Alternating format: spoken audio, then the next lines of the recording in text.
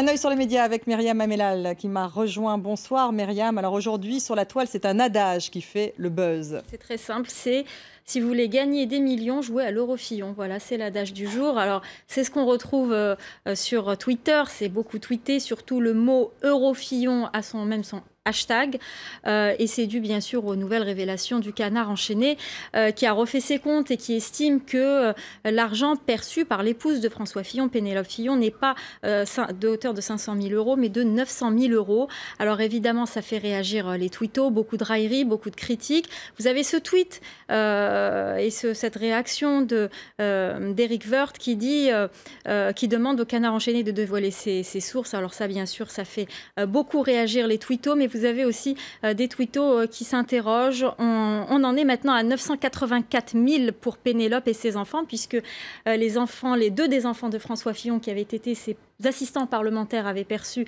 84 000 euros à deux. Donc voilà, les calculs sont vite faits par les twittos. Et puis vous avez encore ce Pénélope, l'heureuse gagnante de l'Eurofillon. Comme je vous le disais, c'est un terme qui est beaucoup utilisé. Et puis François Fillon aurait embauché son chat Fifou comme assistant parlementaire pour 75 000 euros. Ça, ce sont bien sûr des railleries, hein. Je vous disais, il y en a beaucoup sur les réseaux sociaux. Vous avez aussi des réactions de ce type. Pas d'activité, pas de bureau, pas de contrat de travail, sinon les Fillon ont grave des preuves, dit ce twitto. Et puis, autre réaction, celle-ci, intéressante parce qu'on trouve beaucoup de commentaires de ce genre sur Twitter. J'ai voté pour vous, François Fillon, ce que je n'aurais pas fait si j'avais su. Pénélope Gates, par honneur, rendez sa victoire donc, à Alain Juppé. Donc, beaucoup regardent et s'interrogent si François Fillon était contraint de démissionner, qui pourrait le remplacer. Ça, c'est une question qu'on retrouve également beaucoup sur les réseaux sociaux. Et François Fillon et son épouse, évidemment, sont sous le feu des critiques, vous venez de le dire. Oui, exactement. Et bien sûr, en pleine campagne, beaucoup essayent de surfer sur ce scandale. Vous avez par exemple François de Rugy qui a voulu troller, c'est-à-dire se servir de cette polémique pour faire encore une plus grosse polémique sur les réseaux sociaux. Alors qu'est-ce qu'il a fait? Il a tout simplement décidé de publier les fiches de paye de ses assistants parlementaires pour montrer que Pénélope Fillon percevait beaucoup plus qu'un assistant en général. Sauf qu'il a pris le soin d'effacer le nom de ses assistants, mais il a laissé le numéro de sécu. Donc les twittos ont bien sûr vérifié. Ils se sont rendus compte qu'il y avait un homme et une femme, donc un assistant et une assistante, et que la femme était moins bien rémunérée que l'homme. Alors ça la fout mal, j'ai envie de dire, pour quelqu'un qui prônait pour l'égalité salaire homme-femme. Donc ça fait scandale. Et il a voulu se justifier. Il a expliqué qu'en fait l'assistante ne faisait qu'un travail de secrétariat et que l'assistant, sans eux, lui rédigeait des lois, etc. Donc c'est pour ça qu'il était plus rémunéré.